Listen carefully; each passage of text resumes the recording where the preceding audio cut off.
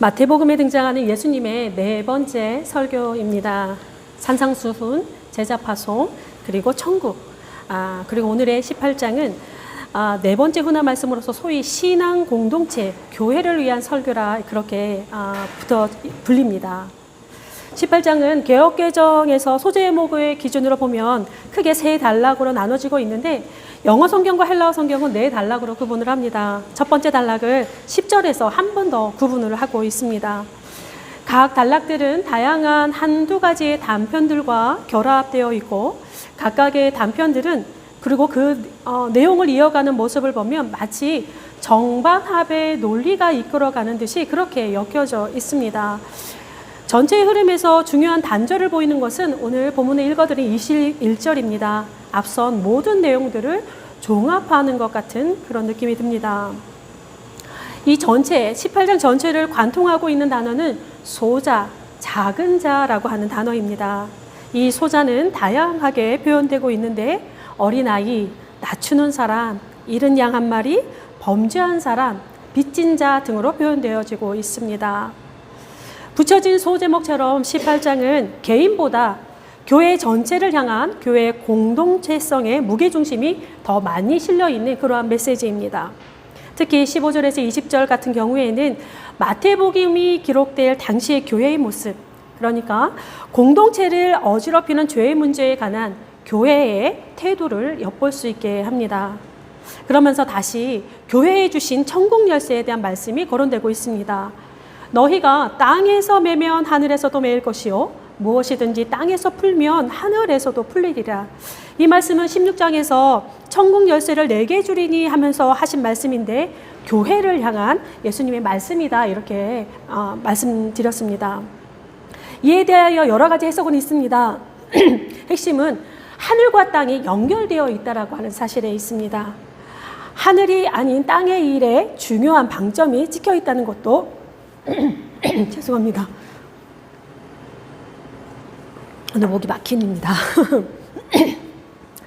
네, 하늘이 아닌 땅의 일에 중요한 방점이 찍혀 있다는 사실인데 하늘에서 매면 땅에서도 매이고 하늘에서 풀면 땅에서 풀리리라가 아니라 반대로 땅에서 매이면 하늘에서도 매이고 땅에서 풀면 하늘에서도 풀린다는 이 순서를 우리가 좀 귀담아 들을 필요가 있습니다. 오늘 이야기의 시작은 누가 큰가라고 하는 제자들의 질문에 있습니다. 앞선 장들에서 예수의 정체는 이미 제자들에게 여러 번 드러났습니다. 그리고 그가 앞으로 가시는 길에 대해서 또한 구체적으로 2번이나 제자들은 들었습니다. 게다가 예수님과 늘 동행하고 있는 제자들인데 그 제자들이 하는 질문으로서는 왠지 어울리지 않아 보이는 그러한 질문입니다. 큰 자와 작은 자가 구분되는 곳이 과연 천국일까라고 하는 생각도 들기도 하고 13장 천국 비유에서 천국이 이 땅의 교회를 가리킨다라고 하는 것을 감안한다고 한다면 이 질문은 교회에서 가장 큰 자가 누구인가? 라고 하는 말로 바꿀 수도 있을 것 같습니다. 누가 큰가? 이 주제는 모든 공동체가 담지하고 있는 하나의 사회적 속성인지도 모르겠습니다. 가정이든 교회이든 사회적 관계에서든 2-3 모인 곳에서 항상 이 주제가 빠지는 법이 없습니다. 20절에 2-3 모인 곳, 주님의 이름으로 모인 곳에 주께서 함께 있다고 하셨는데 누가 큰가라고 하는 주제도 이와 같은 것 같습니다. 평상시에는 잘 드러나지 않습니다. 그러나 갈등의 구조가 형성이 되면 수면 위로 고개를 들게 되는 것이 누가 큰가라고 하는 주제인데 우리의 은밀한 탐욕과 단짝이 되어서 아주 잘 어울립니다. 그리고 언제나 이 큰 자는 우리의 마음을 빼앗아 갑니다. 쉽게 빼앗아 갑니다. 우리의 마음만이 아니라 우리의 생각도 우리의 선택도 대부분 이 기준점을 선호하게 되어 있습니다. 어디에서나 소위 큰 자는 우리의 시선을 사로잡을 만큼 두드려지게 마련이고 큰 자는 세상이 요구하는 방식에 딱 들어맞습니다. 세상은 더 높고 화려한 바벨을 쌓고자 생산성과 효율성이라고 하는 것을 극대화하기를 요구하고 좀 더 많은 것을 선점하고자 애쓰기 때문에 그렇습니다. 교회의 유구한 역사도 그리고 지금 작금의 교회 모습도 큰 자를 가장 중요하게 대접하는 것은 별반 다르지 않은 것 같습니다. 예수께서 어린아이 하나를 세우십니다. 어린아이와 같이라는 표현으로 두 가지를 전반부에서 말씀을 하시는데, 천국에 들어가는 것, 천국에서 큰 자를 바로 이 어린아이로 구현하십니다. 어린아이와 같이라고 하는 말씀은 어린아이와 같은 속성이나 성품을 염두에 두고 하시는 말씀은 아닙니다. 이들이 처해 있던 사회적 위치를 말하고 있습니다. 즉, 대수롭지 않게 여기던 당시 가장 낮은 계층으로서의 존재가 바로 어린아이였습니다. 아무런 또 중요한 취급을 받지 못하고 아무런 힘도 없습니다. 사회적 구조 속에서 계급화하고 서열화시킴으로 인하여 비천한 자리에 앉게 된 사람들의 그러한 사람들을 상징하고 있습니다. 그냥 낮은 곳에 존재하는 사람처럼 그렇게 여겨진 부류입니다. 예수께서 큰 사람들 사이에 가려진 그리고 무시된 이 작은 자 어린아이를 사람들 앞으로, 숨겨져 있던 이들을 사람들 앞으로 끄집어내십니다. 그리고 이 작은 자를 어떻게 대할 것인가 라고 하는 문제를 제기하십니다. 이들처럼 자신을 낮추라 하셨고, 작은 자들을 실족하게 하지 말라 하셨고, 이들을 잃어버린 한 마리의 어린 양에 비유하시기도 하셨습니다. 잠깐 언급드렸듯이 이 어린아이에 상징되는 작은 자는 18장 전체를 하나로 묶는 매우 중요한 단서가 되고 있습니다. 21장 후반부가 시작이 되면서 이 큰 자와 작은 자의 이야기는 죄와 용서라고 하는 주제와 만나며 독자를 또 다른 지평으로 이끌어갑니다. 전반부의 이야기 속에서도 죄에 대한 것, 좀 더 명확하게 말하자면 죄를 지은 자에 대한 이야기가 두 가지 언급되었습니다. 죄를 지은 나의 이야기, 죄를 지은 너의 이야기입니다. 나의 죄를 어떻게 대할 것인가, 너의 죄를 어떻게 다룰 것인가, 이 두 가지가 선명하게 정반합처럼 대조를 이루고 있는데, 단선적으로 표현하자면 나의 죄에 대해서는 매우 즉각적이고 단호하게 대하고 있고, 너의 죄에 대해서는 매우 조심스럽고 신중하게 천천히 다루고 있는 모습입니다. 우리가 나의 죄와 너의 죄를 다루는 것과 정반대의 모습을 성경이 보여주고 있습니다. 그렇다고 해서 나의 죄와 너의 죄를 차별하여 다루는 것은 아닙니다. 죄를 다루는 맨 마지막 단계를 보면 교회에서 파문을 당하게 되는데, 이 파문이라고 하는 것이 오늘 우리의 시선으로 보아서는 안 되는 그런 부분입니다.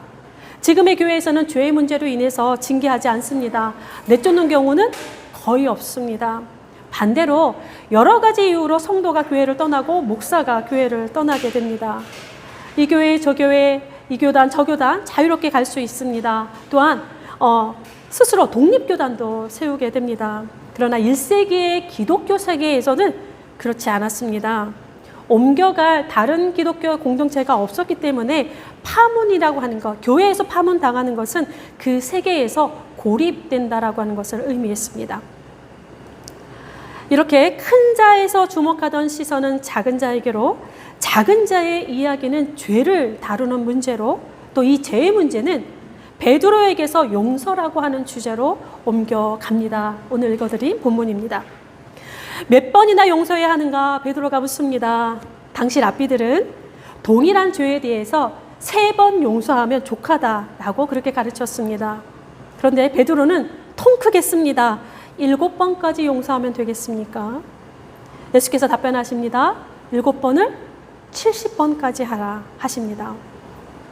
예수께서 하신 말씀을 문자 그대로 받아들인다면 그리스도인들은 한 사람당 한 죄에 대해서 490번 용서해야 합니다. 하실 수 있겠습니까? 한 제목당이에요. 한 제목당. 자, 유대인들에게 7이라고 하는 숫자는 완전수를 의미하고 7에 70번을 곱하라고 하는 것은 무한하게 용서하라라고 하는 의미를 가지고 있습니다. 내게 죄를 지은 자에게 무한한 범위에서 무한한 용서를 하라고 하는 것인데, 이 부분에서 우리는 창세기의 라멕의 노래를 기억하지 않을 수 없습니다. 기억하십니까? 라멕이 노래합니다. 가인의 아들이죠. 가인을 위하여는 벌이 7배일진데 라멕을 위하여는 벌이 77배로다. 복수하겠다는 겁니다. 그렇게. 가인을 위해서는 7배로 복수해주고 라멕을 위해서는 77배로 복수해주겠다는 것입니다. 바로 가인의 후예들이 올리는, 세상에서 올리는 복수의 노래가 우리의 노래가 되고 있는 그러한 상황 속에서 예수님은 정반대의 것을 내놓습니다. 우리가 얼마나 하실 수 있겠습니까? 용서의 범위가 어디까지 가능하겠습니까? 도대체 용서라고 하는 사실을 우리가 할 수나 있는 것인지, 특히 내게 오래도록 해결되지 않는 깊은 상처가 있다면 어떻습니까? 대부분의 우리는 이 지점에서 많이 멈추게 됩니다. 혹시 용서의 가능의 여지가 있다고 한다면, 내게 깊은 상처를 주어도 용서할 수 있는 여지가 있다고 한다면 아마도 부모와 자녀 사이에서의 부모의 자리에 있는 자가 조금 그렇게 할 수 있지는 않을까, 그런 생각이 들어보았습니다. 예수께서 천국 이야기 하나 들려주십니다. 죄와 용서의 이야기는 이제 빚진 자의 이야기로 넘어갑니다. 주연은 어떤 임금과 그에게 10,000달란트 빚진 종입니다. 조연으로는 100데나리온 빚진 자가 등장을 합니다. 10,000달란트는 당시에 생각할 수 있었던 가장 큰 숫자를 의미합니다. 주인이 어느 날 이 10,000달란트 빚진 자를 만나서 갚으라 합니다. 종이 엎드려 빕니다. 주인이 불쌍히 여깁니다. 탕감하여 줍니다. 탕감받은 그가 기뻐서 밖으로 나갑니다. 가다가 자기에게 빚진 자를 만납니다. 화가 납니다. 그의 멱살을 잡고 갚으라 으름장을 놓으며 옥에 가둡니다. 이를 본 다른 동료들이 옥에 갇힌 자를 불쌍히 여깁니다. 주인에게 일러 바치고 주인은 노하여 탕감해 준 것을 철회합니다. 이상한 비유이지 않습니까? 경우에 맞지를 않습니다. 상식적으로만 봐도 10,000달란트 빚진 자는 사실 잘못이 없습니다. 탕감받은 사실은 자신과 주인과의 관계에서 이미 끝난 일입니다. 동료와의 문제는 이것과 별개입니다. 자신에게 빚진 자에게 갚으라 하는 것이 잘못됐습니까? 정상입니다. 도리어 주인의 행동이 비정상입니다. 힘 있는 자가 자기 자신의 과거에 결정했던 것을 번복하는 것만큼 치사한 일은 없습니다. 게다가 자신과의 문제도 아니고 종 개인의 문제를 자신의 문제로 취급하고 있는 것은 상식적으로 말이 되지 않습니다. 오늘날이었다라고 한다면 갑질로 고소당할 수도 있을 것 같습니다. 이 비유가 가진 매우 중요한 사실 하나가 있습니다. 이야기가 진행되는 곳이 세상이 아니라 바로 천국이라고 하는 점입니다. 천국에서 누가 큰가라고 18장이 시작을 하였는데, 그러므로 천국은 하면서 예수님의 비유로 지금 갈무리 되고 있는 그러한 비유입니다. 바로 이 천국에서 일어나는 일들을 보여주고 있는데, 천국은 세상의 질서와 세상의 논리로 통제되는 곳이 아니라는 점입니다. 천국은 세상의 질서가 통치 원리가 되지 않습니다. 그렇다고 비정상적인 것은 아닙니다. 좀 더 정확히 말하면 초상식적이라고 해야 맞을 것 같습니다. 바로 천국의 옳고 그름이 천국을 다스리는 임금, 그 주인의 통치 원리에 기초하고 있고, 오늘의 본문에서 보여주는 그 주인의 통치 원리는 바로 불쌍히 여김입니다. 내가 너희를 불쌍히 여김과 같이 너도 내 동료를 불쌍히 여김이 마땅하지 아니하냐. 빚진 자를 대할 때 주인을 생각하라 말씀합니다. 주인에게 받은 은혜를 기억하라 합니다. 내가 빚진 자를 대하는 유일한 지표는 내가 주인에게 받은 사랑이라 말하고 있습니다. 천국에서. 그가 내게 얼마나 빚졌느냐가 아닙니다. 그가 얼마나 내게 오래도록 갚지 않았느냐가 아닙니다. 내게 그가 무엇을 갚지 않았느냐 묻지도 따지지도 않습니다. 오직 주인이 그에게 품었던 마음을 잊지 말라 합니다. 천국이 그런 곳이 되어야 한다 말씀합니다. 하나님께서 부어주신 그 은혜가 삶의 원리로, 통치의 원리로 제시되고 있는 장면입니다. 이 통치 원리는 우리 주인이 아주 값비싼 대가를 치른 자기 아들을 내어주시는 은혜에 기인하고 있습니다. 사람이 모이는 곳은 언제나 갈등과 긴장이 존재하기 마련입니다. 모이는 사람이 많을수록, 함께한 시간이 오래될수록 그 갈등과 긴장은 깊이와 길이가 매우 다양할 수밖에 없습니다. 때문에 작은 공동체이든 거대한 국가이든지 간에 존재를 유지하기 위한 나름의 원리를 다 가지고 있습니다. 교회도 마찬가지라는 말씀입니다. 교회라는 공동체는 특별히 또 하나의 사명을 가지고 있습니다. 그 사명이 이들의 원리가 되는데, 그들이 존재하는 곳마다 천국의 이 통치 원리가 힘을 받아야 된다라고 하는 사실입니다. 교회는 예수가 그리스도임을 세상에 드러내는 공동체이기 때문에 그렇습니다. 그리고 교회가 천국 자체가 되기 때문에 그렇습니다. 작은 자들, 낮은 곳에 있는 사람들, 홀대받고 멸시받는 이들, 변두리의 인생들, 가시덤불과 엉겅퀴에 걸려 넘어진 사람들, 세상의 미로에서 길을 잃어버린 어린 양들, 목소리가 작은 사람들, 키가 작은 사람들, 그래서 보이지 않는, 큰 자들 사이에서 보이지 않는 이들, 그리고 내게 죄를 지은 자까지 포함됩니다. 이를 불쌍히 여기시는 하나님의 마음을 품는 자, 천국에서 큰 자가 됩니다. 신약의 기초 화음이 사랑이라고 했는데, 그리스도인의 삶의 기초 화음은 서로 불쌍히 여기는 마음인 것 같습니다. 그가 우리에게 하신 것처럼 말씀입니다. 우리 스스로는 선한 것을 낼 수가 없습니다. 작은 자처럼, 그리고 낮추는 일도 어렵고 다른 일을 실족하지 않게 하는 것도 어렵습니다.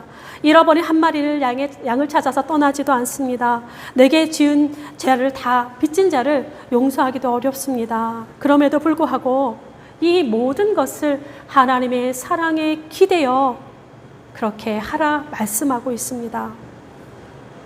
어쩌면 우리가 하나님 앞에 서는 그날에 그 심판대 앞에서 하나님은 이렇게 물으실지도 모릅니다.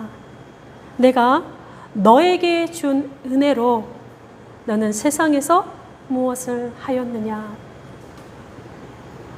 천국의 이 새로운 질서가 새롭게 시작하는 이 한 주간을 이끌어가는 그런 힘이 되시기를 바랍니다. 기도하겠습니다. 우리를 불쌍히 여기신 하나님, 은혜를 베푸시는 하나님, 오늘도 우리의 인생은 주님의 자비가 필요함을 고백합니다. 우리를 불쌍히 여기시는 하나님을 닮아 우리의 인생도 다른 이를 불쌍히 여길 수 있도록 도와 주옵소서. 서로 그리할 수 있도록 이끌어 주셔서 상승작용을 하는 폭력의 고리가 끊어지게 하옵소서. 낡은 세상의 질서가 아닌 천국의 새 질서 아래서 살아가길 원합니다. 우리의 생각이 힘의 논리에 통제되지 않기를 원합니다. 우리의 마음이 세상의 큰 자가 아닌 주께 속하게 하옵소서. 우리의 삶이 세상의 원리를 의존하지 않게 하여 주옵소서. 하나님, 오늘도 우리가 자비를 구하오니 우리에게 자비를 베풀어 주옵소서. 한순간에도 한 주간에도 수많은 생명이 태어나고 수많은 생명이 하나님께로 갔습니다. 살고 죽는 것이 우리에게 있지는 않지만 주께서 허락하신 생명들이 자신들의 꽃을 아름답게 피우고 자신의 연수를 다 채운 다음에 주께로 갔으면 좋겠습니다. 우리의 탐욕과 힘에 의해서 우리의 죄로 인하여 꺾이지 않도록 도와 주옵소서. 오늘도 불쌍히 여기시는 예수 그리스도의 이름으로 기도드립니다. 아멘.